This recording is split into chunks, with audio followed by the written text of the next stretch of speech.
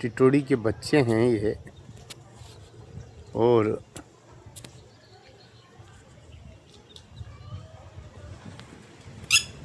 चार बच्चे हैं, पानी पी रहे हैं यहाँ। और नाली से कुछ भी ऐसे कीट वगैरह, कीड़े वगैरह छोटे छोटे खाते हैं बीन बीन के। उनकी मम्मी ही देख रही है, आवाज़ कर रही है 24 घंटा। बहुत सचेत रहते हैं टिटोड़ी और टिटोड़े दोनों।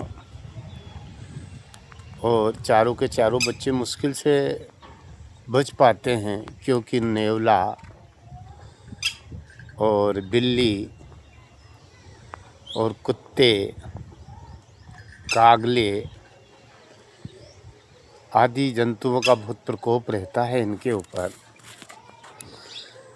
तो बड़े ही चौकन्ने, 24 घंटे चौकन्ने, वृक्ष पे बैठते नहीं हैं।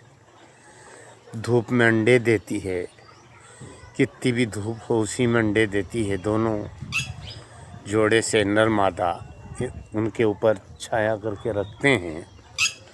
उसके बाद एक भोजन करने के लिए जाता है, एक बैठता है, और बच्चे जैसे ही निकलते हैं उनको छोटे छोटे चूजों को लेके रहती है, और जैसे आवाज़ देती है वो छुप जाते हैं, मिट्टी में का एक दब जाते हैं, जैसे लगे पता नहीं लगे। और ये बहुत ज़ोर से आवाज़ करने लगती है, उड़ उड़ के चोंच मारने का प्रयास करती है किसी भी जो उनके दुश्मन टाइप होते हैं उनके लिए। और बड़ा ही एक विचित्र सा क्रिया होती है जिसमें ये छिप जाते हैं, और जब वो निकल जाता है तो वापस चलने लगते हैं। और जैसे ये पानी भी पी रहे हैं, फल फ्रूट वगैरह खाते नहीं हैं, ऊपर नहीं रहते हैं, जो भी दाने वगैरह नीचे खाते होंगे, कीट वगैरह खाते होंगे। लेकिन जब तक ये बड़े नहीं होते हैं, जब तक इतनी मेहनत से, इतने परिश्रम से, इतनी नर मादा दोनों उनकी हिफाजत करते हैं कि 24 घंटे सचेत, जब भी दूर दिखे आवाज़ करते हैं। रात्रि को भी ऐसे ही, रात्रि को भी ठंडे में भी चूकते रहते हैं जब तक वो। ये चार हैं ये, और कभी भी वृक्ष के नीचे या कहीं भी छाया में नहीं देते, ना वृक्ष की डाली पे बैठते हैं। बड़ा वो है भगवान का ऐसा, क्या मालूम क्या धारणा है कि वृक्ष के ऊपर और छाया में नहीं बैठते हैं। कड़कड़ाती धूप में, गर्मियों में भी अंडे देते हैं, सर्दी में नहीं देते हैं। और जब तक उड़ने लायक नहीं होंगे तब तक उनकी हिफाजत ऐसे करते हैं कि गजब का आश्चर्य होता है कि ये बिल्कुल एक सेकंड के लिए भी उनको अपनी आँखों से अलग नहीं होने देते हैं। नर मादा दोनों मिलके हिफाजत करते हैं, किसी भी असुरक्षित जंतु से बचाते हैं। कागला, नेवला, कुत्ता, बिल्ली, बिरगड़ा और सर्प ये आदि खा जाते हैं, ढूंढते रहते हैं। लेकिन ये इतने हिफाजत की जैसे आता है वो ट्या लगा देते हैं टीटी करके, और उनसे आक्रमण करती है। अगर होता है तो चोंच मारने की कोशिश करती है उनके बच्चे जहाँ होते हैं। और जब ये बड़े हो जाते हैं तो ये देखा है कि उनको दूर कर देती है अपने से, फिर इनको अलग कर देती है, फिर इनको साथ नहीं रखती है। और ये जहाँ भी नाले वगैरह में, नदी में कभी भी अंडे दिए हैं तो भगवान का ऐसा चमत्कार है कि जब तक वो ये बच्चे उसमें से नहीं निकले अंडे में से, जब तक पूर नहीं आती है। खेत में अंडे दिए हैं, ट्रैक्टर या बक्खर, पहले बक्खर चलती थी तो पंख फैला के वहीं एकदम निर्भीकता से सामने हो जाती थी, और किसान को अपनी बखर एक तरफ ले जाना पड़ता था। पशु का तोड़ा आता, ढोरों मालों का, भैंसों का या बकरियों का, तो भी ये वहाँ अपने उसमें पंख फैलाकर और आवाज़ करने लगती। तो पशु भी बड़े समझदार होते हैं, कुछ एक तरफ से निकल जाते हैं और इनसे नहीं छेड़ते हैं। ऐसे ही मनुष्य कोई शैतान होता है वही छेड़ता है, नहीं तो एक तरफ से निकल जाता है। ट्रैक्टर वगैरह एक तरफ से निकल जाता है। लोग प्रयास करते हैं, अगर रोड पे जा रहे हैं और कोई साधन आ रहा है, बस आ रहा है, ट्रैक्टर आ रहा है, कभी रोड क्रॉस कर रहे हैं, तो इनकी हिम्मत देखो, वहीं अपने बच्चों और ये सब के सब वहीं खड़ी हो जाती है और चींच मारने लगती है। ऐसा नहीं कि बच्चों को छोड़ती है। माँ की ममता, पिता का प्यार गजब का होता है बच्चों के प्रति।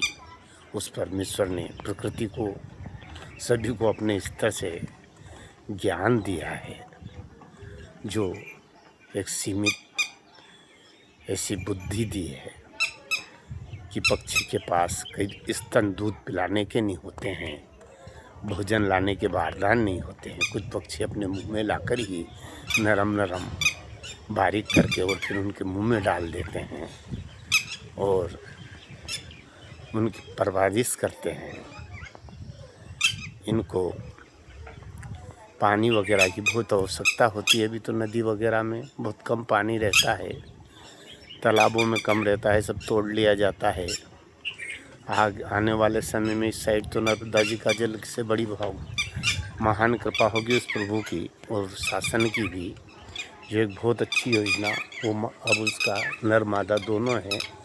और ये जैसे ही मैं यहाँ खड़ा हूँ तो उनको लगता है कि कोई खतरा है, तो वो दोनों आवाज़ कर रहे हैं, लेकिन बच्चे चूक रहे हैं। इस टाइप की आवाज़ नहीं कर रहे हैं कि छिपना ज़्यादा खतरा नहीं समझते हैं ये। और दोनों धूप में ही दिन भर, इनको छांव से कोई मतलब नहीं होता कि छांव में कभी भी ये रहें। कभी भी नहीं देखा इनके ऊपर अगर किसी ने छांव कर दिया तो उनको अंडे को दूर हटा देती है। एक बार बच्चों के ऊपर हमने छांव कर दिया खेत में, तो उनने अपने अंडे को दूर कर दिया। फिर हमने तुरंत हटाया वो छांव और जमाया, फिर आके फिर बैठ गई वो। लेकिन ऐसा नहीं कि अपन छांव कर दो तो उसके नीचे रहेगा। एक ये ऐसे ही है, कभी भी वृक्ष पर नहीं बैठती है, कंक्रीट के घर वगैरह पे बैठ जाती है, लेकिन लकड़ी का ढेर लगा है उस पर नहीं बैठना चाहती। लकड़ी पे, झाड़ पे तो बैठती नहीं। और बच्चे भी कभी भी ऐसे छांव वगैरह का स्थान नहीं देखते। कड़कड़ाती धूप, ये मई जून की रोहिणी है, अब ऐसी धूप पड़ रही है, ऐसे में भी बिल्कुल खेत में गर्म मिट्टी में चलते फिरते रहते हैं, चूकते रहते हैं, अपना उधर पेट भरते रहते हैं। और बड़े रात्रि को भी मनुष्य वगैरह कोई भी जानवर है तो तत्काल सूचित करते हैं। जैसे पड़ोस को ज़ोर से बोलने लगती है तो टिटोड़ी का जैसे आवाज़ होती है तो समझ जाते हैं कि कुछ न कुछ जानवर या मनुष्य है। बाहर गांव के साइड में कोई भी घूमता है और जैसे बोलती है तो पहले से किसान एकदम आके या गांव के देखते कि यार ये टिटोड़ी क्यों बोल रही है, तो समझ जाते थे। और वास्तव में कोई भी बाहरी व्यक्ति अगर डम रहा है तो पता लग जाता था, कोई जानवर है तो पता लग जाता था। ये पक्षियों का बड़ा ही शांत था। जैसे सुबह सुबह मुर्गा जगा देता था, प्रभात काले आवाज़ करता था वो। ग्रामीण क्षेत्र का अंधेरी रातों में जब लाइटें नहीं होती थी तब कुत्ते भौंकते थे, पशुएं रम्भाती थी, गाय रम्भाती थी। और इससे पता चलता था कि वास्तव में यहाँ नगर है। इधर इस साइड क्योंकि लाइटें नहीं होती, आजकल तो चमकीले हो गए हैं, सब युग का प्रमाण है। बड़े बड़े लाइट वगैरह की व्यवस्था है, चमचमाती सीटियाँ हैं, चमचमाते गांव हैं। आधुनिकता में लाइटें बहुत हो गई है, शोर भी बहुत हो गया है। रात भर कुछ लोग अनावश्यक रूप से डीजे बजाते हैं, अनावश्यक रूप से माइक वगैरह बजाते हैं, फिजूल के लोगों को सोते न सोने देते हैं, एक तरह से सताते हैं। पटाखे वगैरह खूब चलाते हैं जो दूसरे को भी डिस्टर्ब करते हैं। माननीय न्यायालय ने इस विषय पर विशेष टिप्पणियाँ भी की है, परंतु लोग फिर भी नहीं मानते हैं। कहाँ तक देखा जाए, न्यायालय भी उस विषय को लेकर परेशान है, शासन भी परेशान है, लोग भी परेशान हैं, सुझाव देते हैं, लेकिन लोग का कुछ का ऐसी मानसिकता है कि वो उसका समर्थन नहीं करते हैं। अपने आप पर पैर पर कुल्हाड़ी मारते हैं, जैसे डीजे चल रहा है बहुत ज़ोर ज़ोर से। बच्चों को, पक्षियों को, वृद्धों को, अस्वस्थ मनुष्यों को, दमा वाले को, बीमार को बहुत दिक्कत देता है, हृदय रोगियों को, लेकिन कोई ध्यान नहीं देता। कौन सुनने चाह रहा है? दूसरे के दुख से क्या लेना देना? अपने को मज़ा आ रहा है, पी पी के नाच रहे हैं, नशा कर रहे हैं, बजा रहे हैं, और पशु पक्षियों को पटाखे से, प्रदूषण से नुकसान दे रहे हैं। मधुमक्खियों को देखा मैंने तो कि मधुमक्खियों का सारे के सारे दो साइड डीजे बड़े बड़े बजते थे। 3 घर शादी थी, बीच में मधुमक्खी थी, उनके पूरे अंडे ज़मीन पर, बच्चे गिर गए उनका, जो छोटे छोटे अंडे से निकले थे वो। और वास्तव में ध्वनि का बहुत दुष्प्रभाव होता है। इसका वो भी कर लिया है, परीक्षण भी कर लिया है, मनुष्य के हृदय पर बहुत दुष्प्रभाव होता है, लेकिन लोग मानते नहीं हैं। अपने अपने निर्णय करते हैं शासन के विरोध के बाद भी, जबकि हमको वास्तव में जनता के हित में, पशु के हित में, जानवरों के हित में, पक्षियों के हित में ऐसे अनावश्यक कदम की आदत में सुधार होना चाहिए। इनका नुकसान होता है, हमारे खुद का स्वास्थ्य का होता है, बच्चों का होता है। जो डीजे पे नाचते हैं, कूदते हैं, मस्ती करते हैं, उनके हृदय कमज़ोर हो जाते हैं, अटैक की संभावनाएं रहती है, दूसरे को भी रहती है, बीमारियां बढ़ती है, लेकिन लोग नहीं मानते हैं। प्रदूषण करते हैं, पटाखे फोड़ते हैं त्योहारों पर और अन्य जन्म, बर्थडे वगैरह पर, अन्य मांगलिक कार्यों पर अति से ज़्यादा ध्वनियाँ करते हैं, जिससे बहुत आवाज़ें होती है। ये बड़ी चिंता कर रही है कि कौन है, खतरा है। बच्चे लेकिन खतरे की आवाज़ नहीं दे रही है, नहीं तो ले जाते, छिप जाते बच्चे। वो वैसे ही आवाज़ कर रही है, और बच्चे इधर चूग रहे हैं, उनके पानी पी रहे हैं, चूग रहे हैं। और नर मादा दोनों थे, नर उधर है या मादा है, इसमें ठीक से पहचान नहीं पाते। नर मादा में सूझ नहीं पड़ पाती कि नर कौन सा, मादा कौन सा है, लेकिन साथ ही रहते हैं दोनों, और बच्चों की 24 घंटा हिफाजत करते हैं।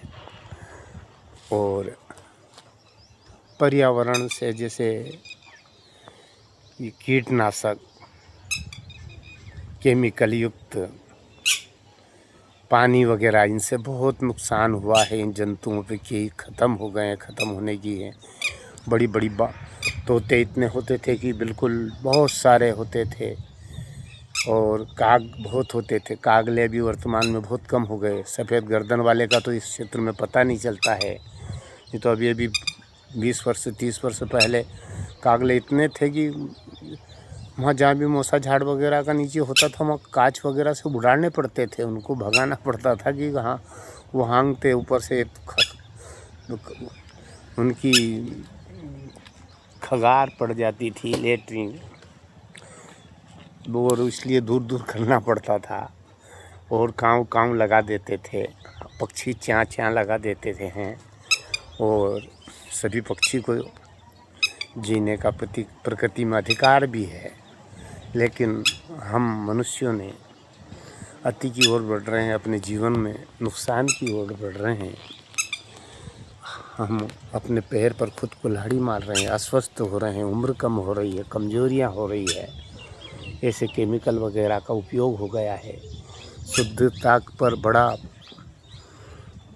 कुठारघात हो रहा है कि शुद्ध मिल नहीं रहा है। फल वगैरह के पकाने के लिए न जाने किस किस का उपयोग करते हैं, दूध में किस किस का उपयोग करते हैं, और अन्न में भी क्या क्या मिला दिया जाता है, कैसे कैसे अनाजों को मिला दिया जाता है।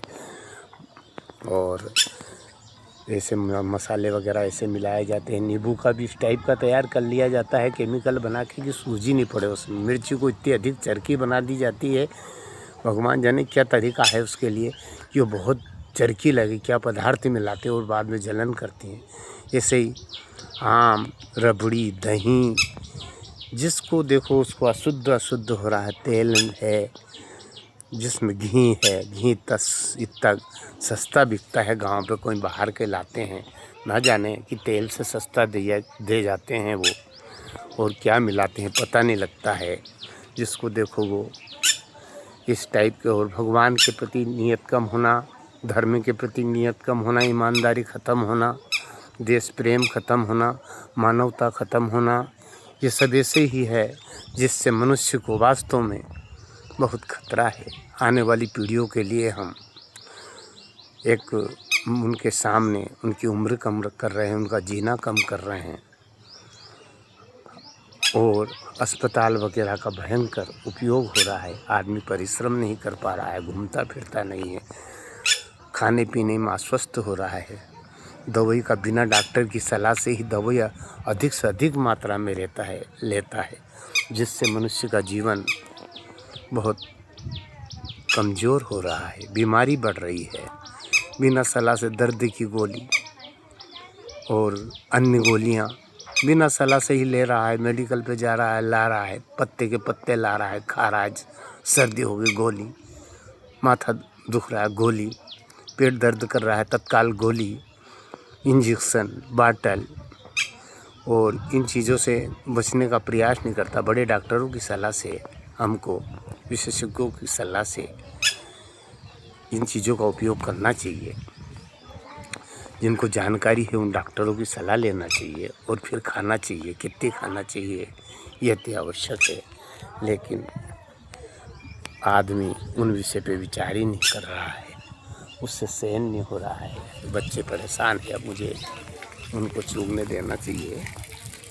थोड़ा डिस्टर्ब है, उनकी मम्मी चूग नहीं रही है, वो पापा भी, उनके मम्मी पापा दोनों है और परेशान है, तो उनसे एक साइड होना रहा है। घर पे फलदार वृक्ष अति आवश्यक है, औषधि युक्त पौधे अति आवश्यक है। अपने परिवार की गुर्जर हो जाए, पड़ोस की गुजर हो जाए। दूध के लिए मवेशी रखें अपन, जिससे शुद्ध दूध मिले, और मिलावट से तो परमेश्वर से प्रार्थना करें कि अपन दूसरे के बच्चे पे ध्यान नहीं देते हैं। जब अपना बच्चा बीमार होता है तभी सोता है। महाराज जी, क्रांतिकारी जैन मुनि ने तो कहा था कि दूसरे के बच्चे रोते हैं तो अपने को सर दर्द होता है, और अपना रोता है तो सीने में दर्द होता है। तो इसलिए सभी के बच्चे के प्रति ध्यान दें, मिलावट से डरें। मिलावट करना महापाप है, किसी के स्वास्थ्य के साथ खिलवाड़ करना महापाप है, और ईश्वर सभी को देखता है। सभी धर्म ये कहते हैं कि हमको अब ये कुछ भी दिख जाता है जब वो बड़े चौकन्ने हो जाते हैं। मैं तो एक साइड हो गया, हो सकता है उनको कुछ दिखा है या उनको अटपटा लग रहा हो कि कुछ खतरा है, तो फिर चिल्लाते हैं, जोर जोर से बोलती है और अपने बच्चों को खतरा से दूर करवा देती है।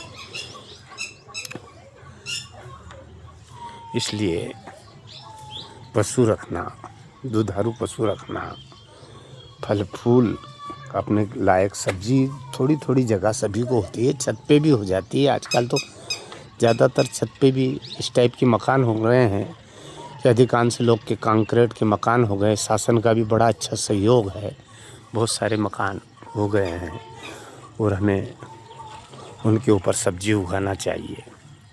शुद्ध एक दूसरे को परिवार में लेन देन करना चाहिए सब्जियों को, और हमको सबसे पहला काम है कि सबको जवाबदारी से किसी भी प्रकार की मिलावट नहीं करना चाहिए।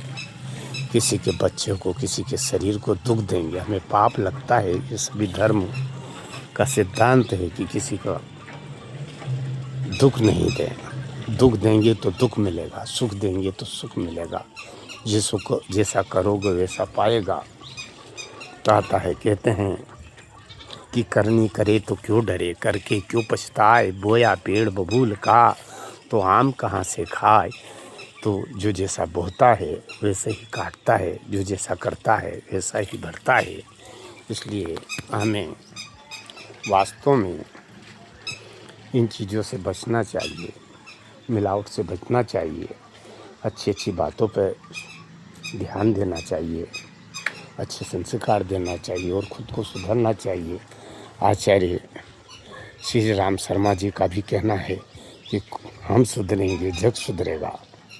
और विवेकानंद जी ने भी कहा है कि धब्बे वाले पाठ में कागज़ पर एक छोटा सा धब्बा भी हो जाए तो वो बहुत सफ़ेद कागज़ पे बहुत बुरा लगता है। इसलिए जीवन में एक भी कमी हो जाए, एक भी बुराई पैदा हो जाए तो हमको बहुत नुकसान देती है, वो हमारे जीवन को ख़राब कर देती है।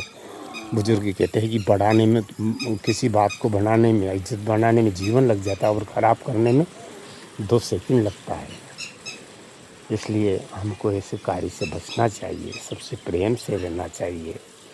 कमल किशोर जी नागर ने भी कहा, अष्ट आए थे तो, कि सहन करो, परिवार में प्रेम से रहो, भाई भाई में प्रेम करो।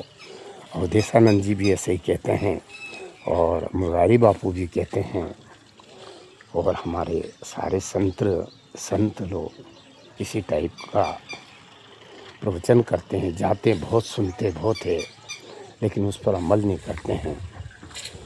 इसलिए हमको अमल करना चाहिए, हमारे महापुरुषों की वाणियों पर अमल करना चाहिए, बच्चों को वो सुनाना चाहिए, जिनसे बच्चे अपना सुधार करें और अपन खुद सुधरें तो जग सुधरेगा। सनातन में तो यह है कि विश्व का कल्याण हो, विश्व का कल्याण हो। बार बार हम जो बोलते हैं, गौ माता की जे बोलते हैं और गौ माता को सुरक्षित नहीं रखते, जे जरूर बोलते हैं। हमारे आनंद में, हमारे ऐश्वर्य में कमी नहीं करते हैं। और गौ माता की सेवा के लिए हम नहीं सोचते हैं कि एक गऊ रखें, हम अपन पालन करें, किसी गरीब की मदद करें कि गऊ का खर्चा हम देंगे, आप पालो इसको, हमारे पास से पैसे देंगे। हम गौशालाओं में विशेष ध्यान नहीं देते हैं। इसलिए ज़्यादा से ज़्यादा हम हर जंतु की हिफाजत करें, उसकी सुरक्षा करें। और गौ माता के दूध में तो वास्तव में अमृत होता है, इसीलिए तो उसका महत्व बताया है। बकरी का दूध भी बहुत उपयोगी है और महात्मा गांधी तो बकरी का दूध ही पीते थे। वैसे महापुरुष थे जिनने बकरी का दूध पिया, सिद्ध कर दिया कि बकरी भी गरीब की गाय होती है। और हमारे कई बहुत सारे ऐसे सज्जन भी हैं जो गौशाला चलाते हैं, बड़ा धर्म करते हैं। ऐसे धर्म करना भी चाहिए और हमें पर्यावरण के प्रति बहुत सजग रहना चाहिए। जहाँ भी बने अच्छा काम करें, बुरा काम से बचें। जब भी हमारे भले ये बिल्ली भी आराम कर रही है, ये बिल्ली अपनी सुरक्षा जहाँ उनको नहीं होता है बैठी है यहाँ। ये बच्चों को टिटोड़ी इनसे ही हो सकता है उन्होंने देख लिया हो, ये बिल्ली आराम कर रही है। हाँ, ये इधर, ये इससे डरते हैं। और ये चूहे से, घर में चूहे नहीं होते हैं जहाँ बिल्ली होती है, बड़ी सजग है। सर्प वगैरह भी रात को घुसते हैं तो अगर घर में हैं तो भगा देती है बिल्ली। एक दूसरे हमारे सब सहायक होते हैं मदद में। इसीलिए तो भगवान ने हमें इस टाइप का सब सहयोग करने का साधन बनाया है। ऐसे जंतु एक दूसरे की मदद करते हैं। जैसे केचुआ, जिसे गिलोंडा कहते हैं, वो खेत में होता है तो मिट्टी को ही खाता है और जब उसी को वापस पुनः निकालता है अपने, उससे तो बड़ी ही वो लेंडियाँ बहुत पौधे के लिए ताकत बन हो जाती है, बहुत उपयोगी खाद बन जाता है, जो आजकल कीट की वजह से बहुत कम होती है। कीटनाशक ने ख़त्म कर दिए उनको। बहुत सारे कीट ऐसे होते थे। काग हमारी ज़मीनों में से खेत में उतर के चने वगैरह की, सोयाबीन की, इनकी इल्लियाँ खा जाते थे, तोड़े के तोड़े रहते थे, घूमते थे। लेकिन धीरे धीरे सब ख़त्म हो रहे हैं। सब केमिकल, कीटनाशक ऐसा चल रहा है कि जो कोई सीमा नहीं। नए नए पौधे में नष्ट करने के तरीकों का विज्ञापन आ रहा है। ऐसी लाइन है, अरे बचना चाहिए, भगवान ऐसी लाइनें नहीं बनाए अपन, ऐसे कुकर्म नहीं करें हम जिससे पर्यावरण को नुकसान हो। और जब हमको बीमारी हो जाती है, जब हमारे किडनी गुर्दे खराब हो जाते हैं, जब हमको कैंसर हो जाता है, कैंसर की बीमारी हो जाती है, जब हम सोचते हैं कि कुछ भी करें बच जाएं, बस भगवान ये क्या कर दिया। परमेश्वर के हाथ में तो फाइल आती है समय के हिसाब से, फिर जब फाइल आती है फिर वो कायदे से निपटाता है। ऊपर वाला सबका न्याय करता है, लेकिन जब तक बहुत कुछ हो चुका होता है, इसलिए हमें पहले से बचना चाहिए। दुख में सुमरण सब करे, सुख में करे न कोई, जो सुख में सुमरण करे तो दुख काय को होई। इसलिए हमको सुख में ही इन चीज़ों की याद रखना चाहिए, भगवान के भजन करना चाहिए, महापुरुषों के जीवन से शिक्षा लेना चाहिए, अच्छे कर्म करना चाहिए। और ये जीवन तो क्षणभंगुर है हमारा, कौन सी सांस पे अंत हो जाए, कब हो जाए। धर्मराज ने भी ये बताया था, युधिष्ठिर ने भी, कि सबसे आश्चर्यचकित चीज़ है ये मृत्यु, जो सबको मालूम है। और जाएंगे यहाँ से, कोई पता नहीं चलेगा। बच्चे याद रखेंगे, बच्चे के बच्चे रखेंगे, उसके बाद में आपका पता नहीं लगेगा कि आप कौन थे। पशु पक्षी की भांति आपका जीवन समाप्त हो जाएगा। लेकिन जो बुरे कर्म करेंगे, अच्छे कर्म करेंगे, वो निश्चित आपको साथ रहेंगे। जैसे करेंगे वैसे भरेंगे। इसलिए अच्छे कर्म जितने भी हो करें, बुरा करने से जैसे तैसे भी बचें, अन्याय का विरोध करें। अन्याय का विरोध नहीं कर पा रहे हैं तो उसके समर्थन में खड़े नहीं हो कभी भी, क्योंकि जो भी समर्थन में खड़ा होता है उसको भी भागीदारी हो जाती है अन्याय में। इसलिए उससे दूर रहें और बचें और बचाएं। सबसे बड़ी बात है कि बचाएं। बबूल लगाएंगे तो बबूल के पौधे उछलेंगे और कांटे बढ़ेंगे, आम लगाएंगे तो वो आम लगेंगे, तो आपको अच्छा फल मिलेगा। किसी को भी बुरे संस्कार न डालें। कोशिश करें बच्चों से, जो भी है अपन से करें कि वो छोड़े उस चीज़ को, गंदी आदतों को। नहीं छोड़ते हैं तो अपन उनसे दूर रहें। ये परमात्मा से प्रार्थना करें कि हे परमेश्वर, हे श्री हरि, हे दाता, हे मालिक, हे ईश्वर, बुरे कर्म से बचाना, और अच्छे कर्म की प्रति प्रेरित करना, बुद्धि देना, सबको सुखी रखना, सबको अच्छे रखना। और ये जीवन में आज जैसी देवता जैसी सुविधाएं मिलती है, हमको उन सुविधा पर हम ध्यान दें और कीटनाशक वगैरह का प्रयोग नहीं करें। भगवान से प्रार्थना करें कि हम ज़्यादा से ज़्यादा अच्छे काम करें, करने के प्रति प्रेरित करें। परमेश्वर से, ईश्वर से प्रार्थना करें, जो हो सके भला, जितना हो सके भला कर सकें। देश माटी के काम आए, ईश्वर के काम आए, बुजुर्गों की सेवा करें, माता पिता की सेवा करें, बच्चों को सुसंस्कार दें, दिव्यांगों को मदद करें, विकलांगों की जितना बन सके संताप हरें। प्रभु से प्रार्थना करें कि हमको बुरा कर्म से बचाएं, दूसरों को दुख देने से बचाएं, कुमार्ग पे कोई जाता है उससे बचें। हाँ जाऊँ भाई हो। तो इसलिए भगवान से बार बार प्रार्थना है, ईश्वर से। जय जय सीताराम, जय जय सीताराम। हैं, दो ही के दी दो, गौ माता के दी दो, और फिर भैंस के भी दे दो। हाँ, और गौ माता के दी दो, आधी आधी दे दो, दो ही के। हाँ हाँ दी दो, दो ही के। इसलिए परमेश्वर से बार बार प्रार्थना है, ईश्वर से, कि हमको बुरा कर्म से बचाए ईश्वर, और सभी को सद्बुद्धि दे, सभी का भला करे। बोल श्री अब रामचंद्र भगवान की जय। विश्व का कल्याण हो, धर्म की जय हो, प्राणियों में सद्भावना हो। नमः पार्वती पते हर हर महादेव हर। जय जय सीताराम।